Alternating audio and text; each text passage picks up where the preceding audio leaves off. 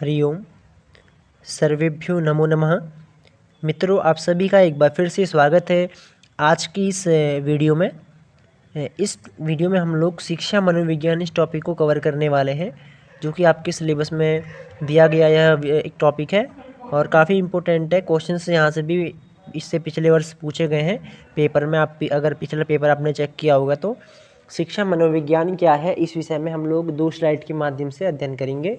और इससे पहले भी जितना लगभग सिलेबस हमारा जो लगा हुआ है उसके मैंने अधिकांशतः मैंने आपको यहाँ पे कवर करा दिया है इस यूट्यूब चैनल के माध्यम से। और अभी उसकी एक मैं प्लेलिस्ट बना दूंगा, अभी वो बनाई नहीं है। एक प्लेलिस्ट में मैं बना के, क्योंकि एक प्लेलिस्ट ऑलरेडी बनी हुई है, वो पिछले वर्ष की है। जितना भी मैंने पिछले वर्ष मेरे द्वारा अध्ययन कराया गया था वो उसमें एक प्लेलिस्ट में है। लेकिन मैं अभी जो इस बार जितनी नई क्लासेस हमारी चली हुई हैं शिक्षण अभिरुचि की, केवल उन्हीं को मैं एक अलग से वीडियो में अभी उसमें सब एक प्लेलिस्ट में बना के सब डाल दूंगा। तो जो लोग देखेंगे उससे क्या होगा कि उनको भी असुविधा नहीं होगी, या फिर क्रम से वो लोग वहाँ पे देख सकते हैं। और इसके बाद हमारा जो शिक्षा मनोविज्ञान आज यह टॉपिक हो जाएगा। तो इसके बाद कुछ हमारे जो इम्पोर्टेंट बचे हुए हैं वो इसकी अगली वीडियोस में आप बहुत ही इम्पोर्टेंट आपको मिलने वाला जो मैटर आपको जो पढ़ाया जाएगा अगली वीडियो में बहुत ही इम्पोर्टेंट है। और हमेशा वहाँ से क्वेश्चन आपके पूछे गए हैं। कोई ऐसा क्वेश्चन पेपर नहीं है जहाँ लगभग 2 से 3 या 4 क्वेश्चन तक वहाँ से हमेशा आते हैं। तो वो हमारा अगला टॉपिक रहने वाला है। सभी जो प्रमुख आयोग हैं और समितियां हैं, अभी उसकी पीपीटी का निर्माण चल रहा है। तो हो सकता है कल या परसों जब भी उसकी क्लास चलेगी वो आपको यहाँ अपलोड कर दिया जाएगा। और इस समय लाइव आने में थोड़ा क्योंकि नेटवर्क प्रॉब्लम हो जाती थी, तो मैं जो वीडियो है उसको बनाने के बाद अपलोड आपके यहाँ पे इसमें कर दे रहा हूँ। इसको आप लोग देख रहे होंगे, आशा मैं ये करता हूँ आपसे। और इससे पहले की अगर नहीं देखी हैं तो उनको भी आप लोग अवश्य देख लीजिएगा, क्योंकि कोई भी ऐसी वीडियो नहीं है जो कि आपके लिए उपयोगी नहीं है। सबकी सब आपके लिए उतनी ही इम्पोर्टेंट है जितना एक आपके लिए टॉपिक है। तो ना जाने कहाँ से वो क्वेश्चन पूछ ले, तो इसलिए सब कुछ पढ़ लें तो अच्छा है। ज़्यादा मैं लंबी तो वीडियो खुद ही नहीं कर रहा हूँ, क्योंकि जो कम से कम हो सकता है वो मैं आपको एक सार निकाल के आपको मैं बता रहा हूँ। और कहीं अगर कुछ समस्या इसके बावजूद आपको होती है तो वो भी आप पूछ सकते हैं निसंकोच। और बाकी ग्रुप्स टेलीग्राम ग्रुप में इसकी डेली सूचना आपको दी जाती है। कोई भी इस तरह की जानकारी होती है तो व्हाट्सएप में भी एक ग्रुप है, वहाँ पे भी आपको दे दी जाती है। तो चलिए ठीक है, अब इस वीडियो को पहले कवर कर लेते हैं, उसके बाद कुछ ज़्यादा इंपॉर्टेंट होगी तो मैं आपको लास्ट में और बता दूंगा शिक्षा मनोविज्ञान क्या है। तो इसकी स्लाइड्स को देख लेते हैं। ये इसी में एक साथ देखिए, शिक्षा मनोविज्ञान, हाँ ये समाजशास्त्र आपका हो गया था इससे पहले। तो अभी हमने इसको कवर करना है, इस वीडियो को, इस वाली को स्लाइड को।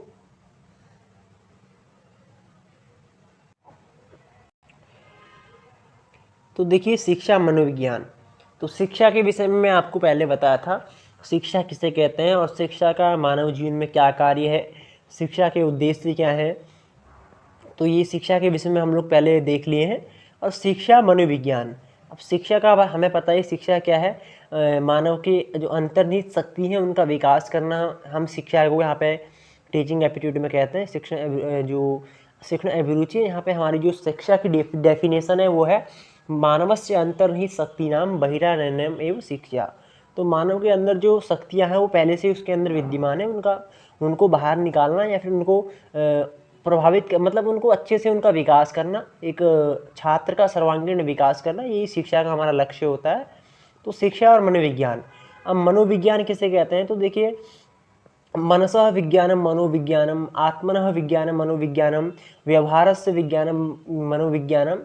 तो हमारी जो शिक्षा शास्त्र है वहाँ पे 3-4 परिभाषाएं इसकी हमें दिखाई देती है। अगर हम आप लोग जब अगले साल बीएड में आप लोग आ जाएंगे तो वहाँ पे आपको शायद फर्स्ट सेमेस्टर में ही ये सब सिलेबस में आपका लगे रहेगा। वहाँ पे आप सब पढ़ेंगे शिक्षा मनोविज्ञान क्या है, शिक्षा समाजशास्त्र क्या है, शैक्षिक प्रबंधन क्या है। तो जितने भी आपके एंट्रेंस में टॉपिक्स दिए हुए हैं ये सब आपके आगे सिलेबस में आपको पढ़ने होते हैं।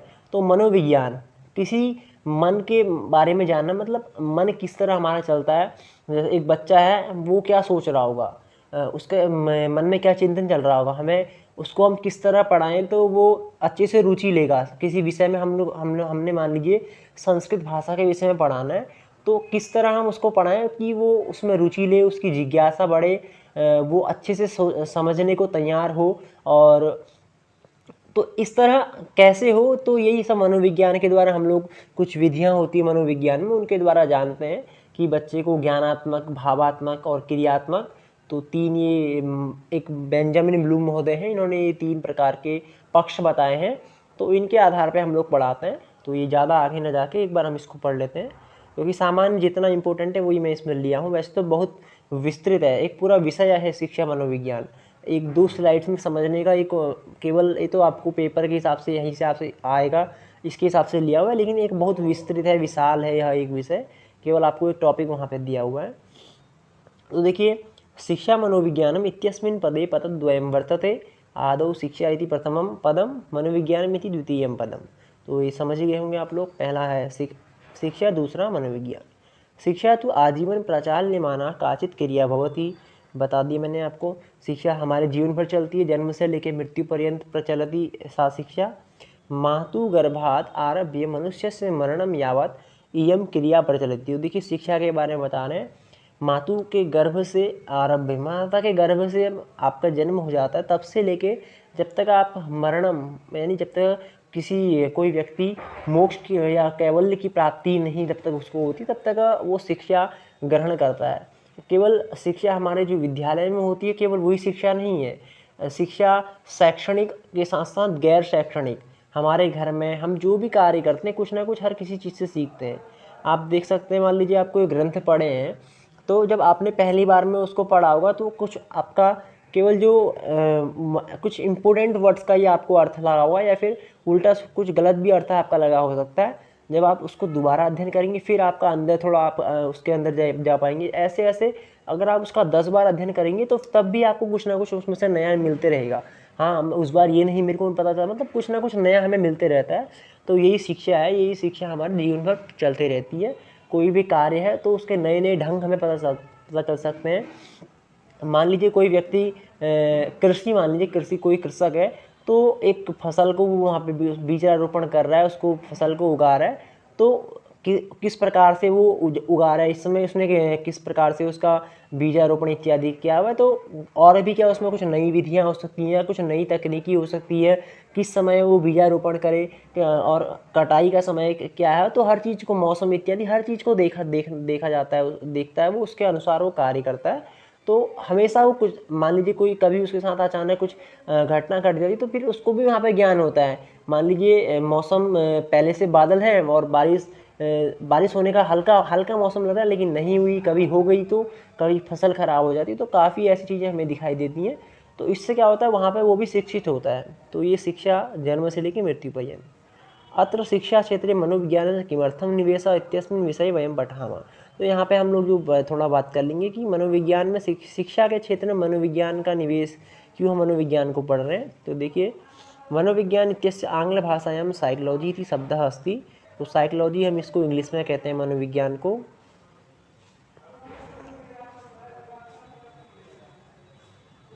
शायद यहाँ पे एक आध लाइन नीचे की स्पष्ट नहीं हो रही है, पीपीटी वाली। देखिए, उसके बाद पदमिदम साइके तथा लोगस इति ग्रीक पदाभ्याम निष्पन्न, क्षम्यतां। अब देखिए इसको, क्योंकि यहाँ तक हम पढ़ लिए ऊपर तक। अब देखिए, मनोविज्ञान इत्यस्य आंग्ल भाषायां साइकोलॉजी इति शब्दः अस्ति। पदमिदम साइके तथा लोगस इति ग्रीक पदाभ्याम जायते। जो साइकोलॉजी है शब्द है, ये भी जो ग्रीक शब्दों से मिलके बना हुआ है, साइके तथा लोगस। साइके और लोगस, ये जो ग्रीक शब्द है, इनसे साइकोलॉजी शब्द की निष्पत्ति होती है। यहाँ पे जो साइके है, इसका अर्थ है आत्मा। साइके इत्यस्य आत्मा इति, लोगोस इत्यस्य विज्ञानम इति अर्थः वर्तते। तो साइके और जो लोगस दो शब्द हैं, इनमें आत्मा और विज्ञान। तो तभी मैं आपको पहले बताया था, आत्मनः विज्ञानम मनोविज्ञानम। तो इसीलिए नीचे की लाइन में वही लिखा ही होगा यहाँ पे, अतः आत्मनः विज्ञानम मनोविज्ञानम इति मनोविज्ञानम। तो मनोविज्ञान कैसे कहते हैं, आत्मा का जो विज्ञान है वही मनोविज्ञान है। ठीक है, आत्मा के बारे में जानना, आत्म तत्व के बारे में जानना, ये सब मनोविज्ञान में। तो यहाँ पे देखिए, आत्मा से जो एक व्यक्ति है, उसके जीवन भर में अपने पूरे जीवन में जो भी क्रियाकलाप करता है, किस तरह वो कर रहा है, वहाँ पे वो किस विधि का प्रयोग कर रहा है, तो हम उसको, अगर हमें कुछ समझाना है, किस प्रकार हम उसको समझा सकते हैं। तो ये सब चीज़ मनोविज्ञान के अंतर्गत आ जाता है। अगली स्लाइड देखिए। देखिए अब मनोविज्ञान की कुछ आवश्यकता क्यों है, तो इसमें आप सब क्लियर आपका हो जाएगा। बालक से स्वभावम ज्ञातुम, तो क्यों मनोविज्ञान को हम पढ़ें, तो बालक का स्वभाव जानने के लिए मनोविज्ञान पढ़ना चाहिए, पढ़ना हम लोग पढ़ते हैं और टीचिंग में आपको ही पढ़ाया जाएगा। बालकम स्ववातावरणेन सामंजस्यम स्थापयितुम, बालक जो है वो अपने वातावरण के साथ सामंजस्य का स्थापन कर पाए, इसलिए भी मनोविज्ञान आवश्यक है। शिक्षायाः स्वरूपस्य उद्देश्यानां प्रयोजनानां च ज्ञानाय, शिक्षा का स्वरूप क्या है, उसके उद्देश्य क्या हैं शिक्षा के, उसका प्रयोजन क्या है, ये सब का भी ज्ञान मनोविज्ञान के द्वारा हमें होता है। ये सब दोनों जो शिक्षा और मनोविज्ञान है, शिक्षा समाजशास्त्र है। देखिए शिक्षा है ना, ये जो वर्ड है, ये दो आपको वर्ड दिखाई दे रहे होंगे, पर ये हमारे जीवन में हर चीज़, हर किसी चीज़ से रिलेटेड है। समाजशास्त्र से हो, मनोविज्ञान से हो, प्रबंधन से हो, और आप किसी भी वर्क को करते हैं ना, वहाँ पे भी आपकी जो शिक्षा है रिलेटेड रहती है। तो हर जगह से शिक्षा शब्द का संबंध रहता है, तो ये शिक्षा हर जगह जुड़ी रहती है। शिक्षण अधिगम सिद्धांतानां विधिनांच अवगमनम, तो शिक्षण की जो शिक्षण और अधिगम, तो अधिगम क्या होता है, लर्निंग को ही अधिगम बोलते हैं, यानी कि सीखना, कुछ नया सीखना क्या होता है, अधिगम होता है। तो शिक्षण और अधिगम के जो सिद्धांत हैं, उसकी जो विधियां हैं, किस प्रकार से हम नया सीखें, क्या हमें करें, श्रवण भाषण पठन श्रवण और भाषण, पठन और लेखन, ये 4 कौशल हैं। यहाँ से भी क्वेश्चन आपके पूछते हैं। देखिए हाँ, इसको भी मैं भी आपको साथ ही बता दूंगा चारों को। तो शिक्षण अधिगम सिद्धांतों और उसकी विधियों का अवगमन भी मनोविज्ञान के द्वारा होता है। नेक्स्ट, संवेगानां नियंत्रणम शैक्षिक महत्व से च अध्ययनम, संवेग, भय, क्रोध, जुगुप्सा, विस्मय, जो हम लोग रस इत्यादि पढ़ते हैं वहाँ पे उसके अनुभाव, व्यभिचारी भाव, ये भी सब रस भी यहाँ संवेगों को, संवेग में हम लोग ले लेते हैं यहाँ पे। तो इनमें नियंत्रण, गुस्से में नियंत्रण कैसे करना है और शिक्षा का महत्व क्या है, ये सब भी हम मनोविज्ञान के द्वारा जान पाते हैं। चरित्र निर्माण से विधिनाम सिद्धांतानां च अवगमनम, एक अच्छा चरित्र का निर्माण कैसे हो, एक छात्र चरित्रवान कैसे बने, इस प्रकार की विधियों का, सिद्धांतों का भी ज्ञान, अवगमन हमें मनोविज्ञान के द्वारा होता है। इसके लिए भी मनोविज्ञान की आवश्यकता है। मूल्यांकन विधिनाम प्रशिक्षणम, देखिए मूल्यांकन क्या होता है, आंकना, यानी जांचना कह सकते हैं या फिर आंकना आप कह सकते हैं। तो जैसे मान लीजिए आप अभी एंट्रेंस एग्ज़ाम देंगे, उसके बाद आपकी जो आप एग्ज़ाम फॉर्म, आप ऑनलाइन एग्ज़ाम देंगे, तो जो आपका रिजल्ट आएगा, तो वहाँ पे आपको आपका मूल्यांकन किया जाएगा। तो मूल्यांकन के बाद फिर आपका रिजल्ट आएगा। तो यही इसी तरह मूल्यांकन की भी कुछ विधि होती हैं, लिखित होता है, मौखिक होता है, और भी बहुत प्रकार का होता है मूल्यांकन। तो उसकी विधियों का भी ज्ञान हमें मनोविज्ञान के द्वारा होता है। मनोविज्ञान में मूल्यांकन की आवश्यकता भी पड़ती है। शिक्षा मनोविज्ञानस्य तथ्यानां सिद्धांतानां च ज्ञानाय प्रयुक्तानां वैज्ञानिक विधिनां ज्ञानम, शिक्षा मनोविज्ञान के जो तथ्य हैं, जो फैक्ट्स हैं शिक्षा मनोविज्ञान के, और सिद्धांत हैं उनके ज्ञान के लिए, और प्रयुक्त जो वैज्ञानिक विधि हैं, जो टेक्नोलॉजी हम लोग मनोविज्ञान में यूज कर रहे हैं, ये सब चीज़ का ज्ञान के लिए भी मनोविज्ञान की आवश्यकता है। तो ये कुछ इम्पोर्टेंट पॉइंट्स थे, इनसे रिलेटेड ही आपके क्वेश्चन से रहेंगे। और अगर आप इतने समझ जाते हैं तो कैसा भी क्वेश्चन आए आप उसको हल्का सा अपने माइंड में हल्का जो मतलब कि हल्का आप रिपीटेशन करेंगे तो आप आंसर दे देंगे। मेरे हिसाब से मैं आशा आप सबसे कर सकता हूँ इतनी, क्योंकि ज़्यादा इससे बाहर अभी क्वेश्चन, इससे पहले भी मैं जितने क्वेश्चन पेपर में, क्योंकि अधिकांश शिक्षा अभिरुचि तो मैंने सभी की पढ़ी हुई है, इसलिए मैं उसको ही आपको इस बार कवर भी करा रहा हूँ। बाकी क्योंकि जनरल और व्याकरण और साहित्य आप लोग स्वतः पढ़ ही रहे में होंगे, मैंने आपको पहले ही वीडियो में बताया था। लास्ट में अगर समय के अनुरूप मैं कुछ आपको वो भी पढ़ा दूंगा, जो कुछ इम्पोर्टेंट तो उसमें रहता है 2-4 वीडियो के माध्यम से लास्ट में। तो अभी कुछ दिन, अभी जो समय है आप उसको अपना सदुपयोग अपने समय का करें। तो ये रहा मनोविज्ञान की आवश्यकता के कुछ प्रमुख यहाँ पे पॉइंट्स थे। ये बात देख लेते हैं, क्या पता कोई और आगे यहाँ पे वो तो नहीं है। तो देखिए लास्ट यही है। तो अब एक चीज़ और मैं आपको बताया था, मैं भी आपको बताया था कि कुछ कौशल के बारे में आपको मैं बता देता हूँ। तो देखिए यहीं पे मैं लिख देता हूँ इसको।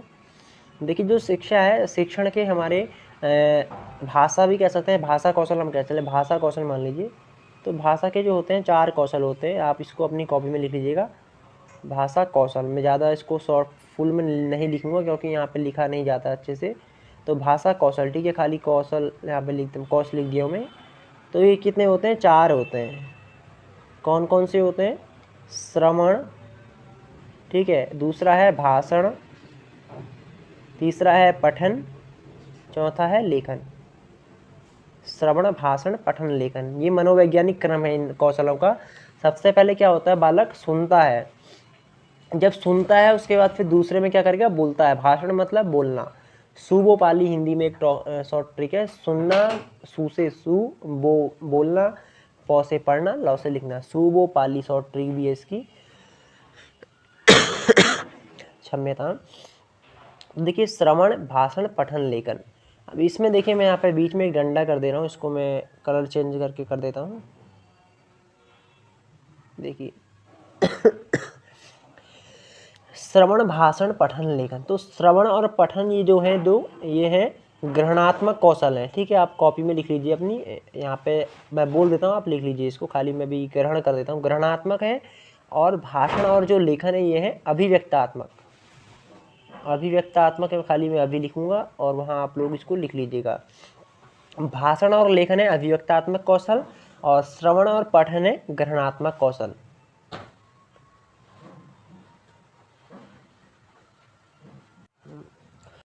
क्षम्यता। तो देखिए मैं आपको बता रहा था, जो श्रवण, भाषण, पठन और लेखन, दो इसमें है, श्रवण और पठन, भाषण और लेखन, ठीक है। ये दो हैं क्या, ग्रहणात्मक, ये है ग्रहणात्मक और ये है अभिव्यक्तात्मक। अब ग्रहणात्मक और अभिव्यक्तात्मक में देखिए, श्रवण आप किसी और का सुनते हो, और पठन में भी पढ़ाया जाता है, आप किसी और के द्वारा जो लिखा है उसको आप पढ़ रहे हो, तो यहाँ पे ग्रहण कर रहे हो आप। और यहाँ पे अभिव्यक्त मतलब अपनी बातों को रख रहे हो। भाषण में भी आप बोलना, भाषण मतलब बोलना ही होता है, वहाँ पे आप अपनी बातों को अभिव्यक्त कर रहे हो, बोल रहे हो। लेखन में भी आप अपनी ही बातों को लिख रहे होते हैं। तो ये दोनों का एक शॉर्ट ट्रिक है, और यहाँ से क्वेश्चन भी पूछे जाते हैं। श्रवणा अभिव्यक्तात्मक कौशल के, या फिर आपसे पूछ सकता है कि ग्रहणात्मक कौशल के।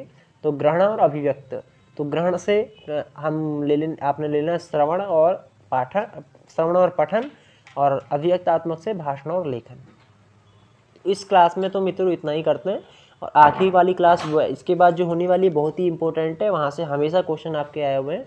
शिक्षा के आयोग जितने भी हैं मैं उसमें आपको कवर कराऊंगा, और समितियाँ, क्योंकि पिछले क्वेश्चन आप देखे होंगे समझ में नहीं भी आ रहा होगा, सब समझ में आ जाएगा। उसको मैं सोचा हूँ कि हिंदी के माध्यम से मैं उसको पढ़ाऊँगा आपको, हिंदी में ही पीपीटी बनाने का निर्माण मैं उसका कर रहा हूँ। आयोग और समिति वाले को सब आप आराम से कर जाएंगे, कोई भी क्वेश्चन आप नहीं छोड़ेंगे। तो आयोग और समिति का भी अगली वीडियो उसी की होगी, लाइव हो, अगर लाइव हो सके तो प्रयास मैं करूँगा लाइव करने का, नहीं तो लाइव में क्या होता है कभी कभी स्क्रीन प्रॉब्लम हो जाती है। इसी तरह वीडियो अगर हो जाए तो वीडियो भी डाल सकता हूँ। अस्तु, नमो नमः। और कुछ अगर आपको समझ में नहीं आ रहा तो कमेंट आप अवश्य कीजिएगा। धन्यवाद।